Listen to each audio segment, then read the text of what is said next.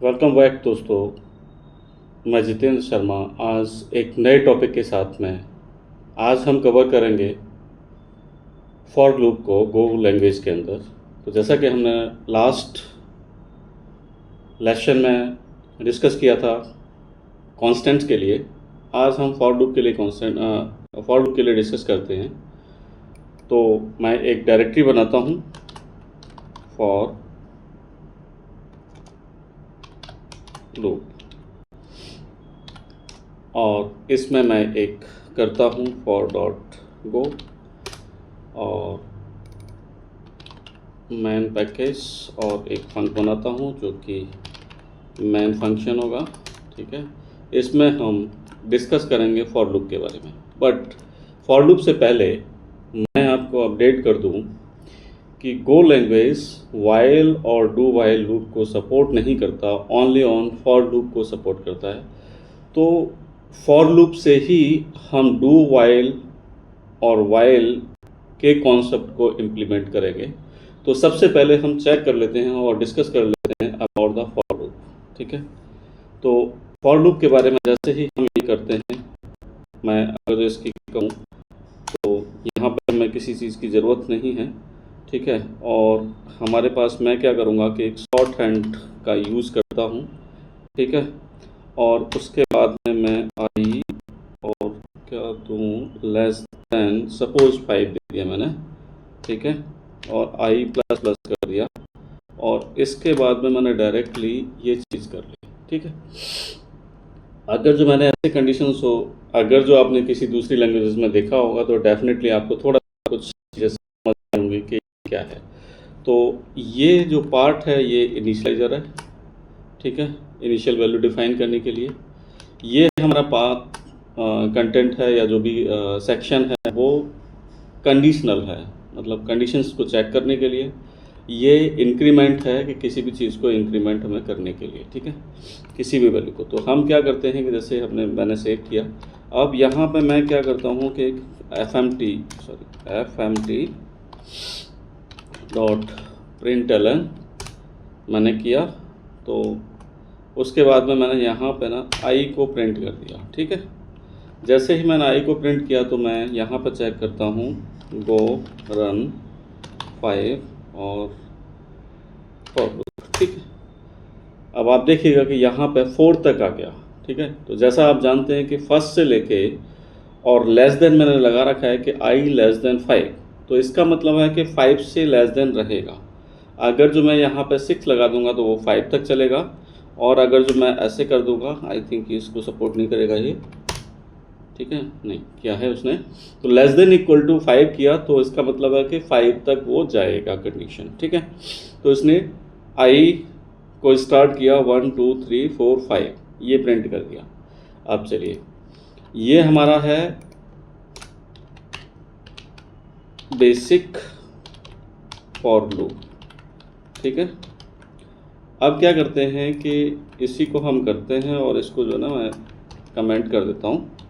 ठीक है, और इसको मैं ऐड करता हूँ यहाँ पे एक और इसको बनाते हैं कि वाइल लूप कैसे काम करेगा इसके अंदर। ठीक है, तो वाइल लूप के अंदर मैं क्या करता हूँ कि जो ये मैंने दिया है, मैंने यहाँ पे दिया है। ठीक है, और इसको मैं यहाँ पे ना लेके सिर्फ मैं एक कंडीशन दूंगा, और कंडीशन देने के बाद में मैं यहाँ पे आई इक्वल टू आई प्लस 1 मैं ये कर दूंगा। ठीक है, तो जैसा आप जानते हैं कि वाइल लूप भी जो काम करता है वो काम करता है कि किसी कंडीशन के चेक पे। तो मैं ये यहाँ पे करता हूँ, वाइल में कंडीशन लगाई, फॉर में सिर्फ कंडीशनल ऑपरेटर रखा मैंने। उसके बाद में जो इंक्रीमेंटल है वो उस लूप के अंदर इंक्रीमेंटल किया है, और इनिशियलाइजेशन लूप पहले ही डिफाइन कर दिया। तो इस टाइप से ये सारी चीज़ें जो है वाइल लूप के फॉर्मेट में काम करेंगी। अब अगर जो मैं इसको प्रिंट करता हूँ यहाँ पे, तो देखता हूँ कि 4 तक कंडीशन जो है ना आ रही है उसमें। ठीक है, अब हम चलते हैं आगे कि इसी चीज़ को अगर जो मेरे को डू वाइल लूप में करना है, ठीक है, तो हम उसको कैसे कर सकते हैं।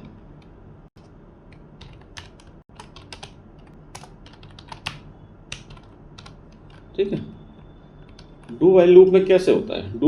डू वाइल लूप में ऐसे होता है कि कोई भी चीज़ को वैल्यू को प्रिंट कर दिया जाता है, ठीक है ना, और लास्ट कंडीशन तक उसको रखा जाता है, ठीक है ना, मतलब पहले चीज़ों को प्रिंट कर लिया जाता है, ठीक है, उसके बाद में उसका इंक्रीमेंटल होता है चीज़ों के लिए।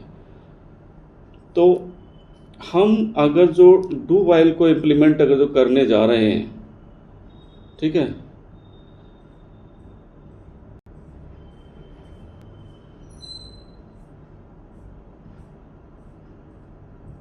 तो हम एक कॉन्सेप्ट लेते हैं उसमें कि जैसे हमारे पास आई हमने 1 दे दिया है, ठीक है, आई 1 दे दिया है, प्रिंट करेंगे और प्रिंट करने के बाद में जैसे कि ये इंक्रीमेंटल किया इसमें, ठीक है, या तो आप ऐसे कर लो या आप प्लस प्लस ऐसे कर लो, ठीक है, दोनों ही तरह से काम करेगा। अब अगर जो हम क्या करते हैं कि यहाँ पे इफ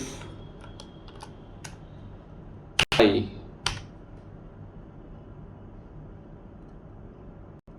ग्रेटर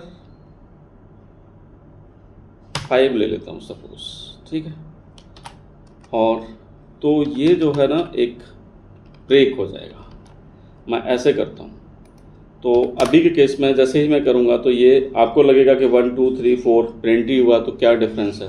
अब मैं कहता हूँ कि यहाँ पे मैंने 50 कर दिया, ठीक है, अब क्या है, मैंने दोबारा से प्रिंट किया, वो क्या कर रहा है, सिर्फ 5 तक लेके जा रहा है। जैसे ही ग्रेटर देन 5 होता है डेफिनेटली वो ब्रेक कर जाएगा। इसका मतलब है कि वो जो है ना डू वाइल की कंडीशन वहाँ पे हमारी चल रही है, क्योंकि फर्स्ट इंक्रीमेंटल हो रहा है, देन आफ्टर दैट हम कंडीशंस को चेक कर रहे हैं, ठीक है।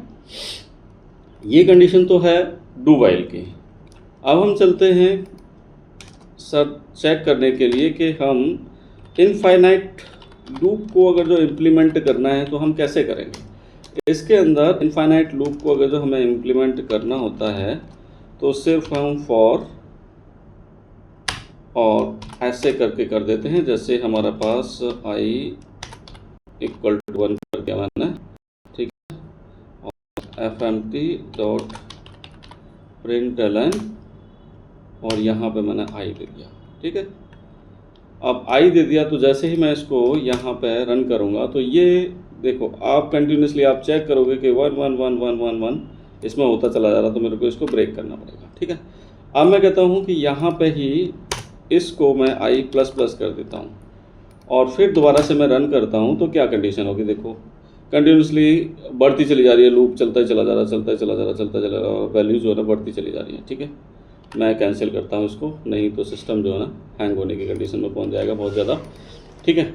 अब मैं क्या करता हूँ कि यहाँ पे जैसे ही इसको इफ़ मैं लगाता हूँ आई ग्रेटर देन 100, तुरंत क्या कर दे, ये ब्रेक कर दे, ठीक है। अब देखिए कि अब जैसे ही ये इंक्रीमेंटल चलेगा, सॉरी मैंने 10 लिखा है, मैं 100 बोल रहा था, 10 लिखा है, ठीक है। अगर जो मैंने चलाया दोबारा से 100 तक इसने प्रिंट किया और उसके बाद में ये ऑटोमेटिकली क्लोज हो गया। तो इनफाइनाइट लूप ये चल रहा है, बट इसको हम यहाँ पे क्लोज कर रहे हैं। तो ये जो है ना एक एज ए आप समझ लीजिएगा कि डू वाइल की कंडीशन काम कर रही है अभी के केस में, ठीक है। अब हम डिस्कस करते हैं किसी दूसरे पॉइंट पर कि हम इनमें कंटिन्यू और ब्रेक का कैसे, जैसे अभी आपने चेक किया कि ब्रेक का तो हमने यूज़ किया, तो हमें डिस्कस करने की ज़रूरत नहीं है ब्रेक का। अब हम क्या करते हैं कि हम कंटिन्यू वाला जो ना एक कॉन्सेप्ट जो है ना यहाँ पे ले,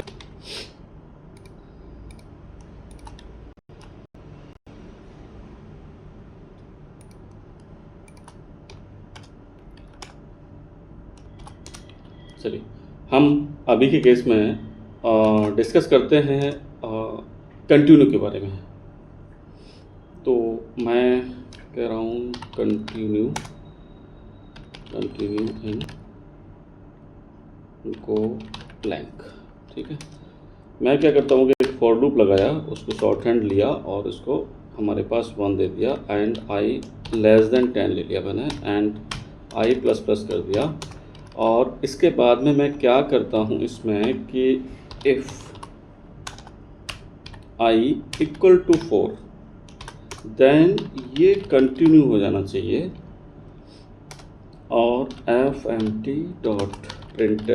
मैं करता हूँ और इसमें मैं आई चलाता हूँ। ठीक है, तो मेरे को क्या करना है कि यहाँ पे रन जैसे ही मैं करूँगा तो ये देखिए इसमें 4 गायब हो गया।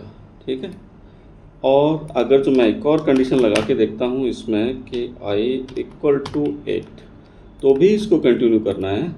तो मैं क्या करता हूँ, देखता हूँ कि देखिए 4 एंड 8 जो है ना इस लिस्ट से गायब हो चुका है। तो इसका सेंस ये हुआ कि ये कंटिन्यू ना इस टाइप से चलता है, जैसे मैंने आपको बताया कि इसमें और कंडीशन एंड कंडीशन जो भी आपकी कंडीशंस हैं उनको आप अप्लाई कर सकते हो और उसके अकॉर्डिंग आप जो है ना किसी एक इटरेशन को, लूप के किसी एक इटरेशन को आप जो है ना स्किप कर सकते हो वहाँ पर। तो स्किप का मतलब होता है कंटिन्यू, और ब्रेक का मतलब होता है कि जो आपका लूप है वो वहीं पर टर्मिनेट हो जाएगा, उसके आगे कोई भी प्रोसेस नहीं काम करेगी। ठीक है, तो दोस्तों आज के लिए ये सफिशिएंट टॉपिक है, फॉर लूप है। हम नेक्स्ट लेके आएंगे इफ़ कंडीशंस, वैसे हमने इसमें चेक किया है लेकिन इफ़ स्टेटमेंट्स को हम डीपली जो है ना स्टडी करेंगे इसमें। तो मिलते हैं नेक्स्ट वीडियो में। जब तक के लिए आप इसको सब्सक्राइब एंड चैनल को सब्सक्राइब कर दीजिएगा एंड बेल बटन दबा दीजिएगा, जिससे कि आपको एक नोटिफिकेशंस मेरी वीडियोस का आता रहे और आपकी नॉलेज कंटिन्यूसली बढ़ती रहे। Thank you guys.